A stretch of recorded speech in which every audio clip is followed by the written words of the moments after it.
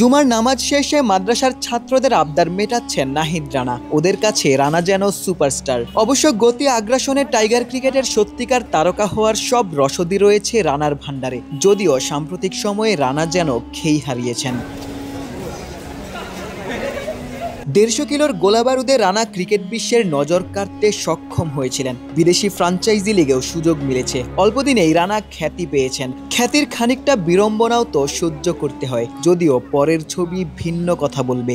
মিরপুরের রাস্তায় নাহিদ যেন একেবারেই সাধারণ কেউ।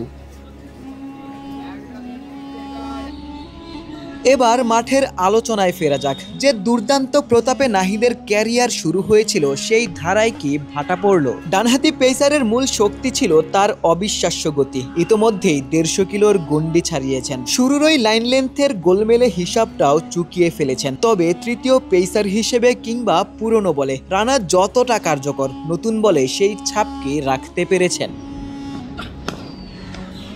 অভিষেকে শ্রীলঙ্কার বিপক্ষে সিলেটের স্পোর্টিং উইকেটেও সফল ছিলেন। খানিকটা পুরনো বলে ধারাবাহিক লাইন লেন্থ ধরে রেখে উইকেট তুলেছিলেন, যদিও সেখানে গতিটাই ব্যাটারদের ভরকে দিয়েছিল। পাকিস্তানের বিপক্ষে ঐতিহাসিক সিরিজ জয়ে রানা ছিলেন দলের পেস আক্রমণের মেরুদণ্ড। সেখানেও সফল পুরনো বলে রিভার্স সুইং, বাউন্সার আর ইন সুইঙ্গিং ইয়র্কার, এসব অস্ত্র ব্যবহার করে পাকিস্তানি ব্যাটিং লাইন আপকে গুড়িয়ে দিয়েছিলেন।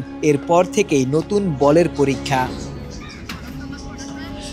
লঙ্কার মাটিতে রানাকে নতুন চ্যালেঞ্জের মুখে ফেলেন নাজমুল হোসেন শান্ত, যিনি কিনা রানার শুরুর দিনগুলোরও ক্যাপ্টেন। গল কিংবা কলম্বোর ব্যাটিং স্বর্গে নতুন বলের সেই পরীক্ষা রানার জন্য ছিল বিভীষিকাময়। গলের পর কলম্বোতেও নতুন বলের বোলার হিসেবে রানাকে খেলানো অবাক করেছিল ক্রিকেট বোদ্ধাদেরও।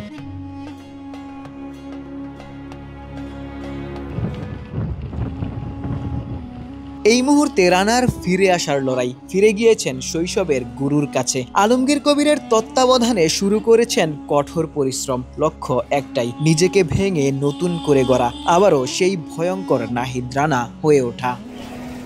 গতি, আগ্রাসন আর আত্মবিশ্বাস, 3 অস্ত্র নিয়ে রানা আবারও মাঠ কাঁপানোর অপেক্ষায়। বাংলাদেশ ক্রিকেটের ভবিষ্যতের গল্পে তার নামটা হারিয়ে না যাক। এদেশের ক্রিকেট আকাশ থেকে রানা নামক তারকা ঝরে না পড়ুক। খসে পড়া তারাদের খবর তো আকাশ কখনো রাখে না। আশিক সারোয়ার, নিউজ 24।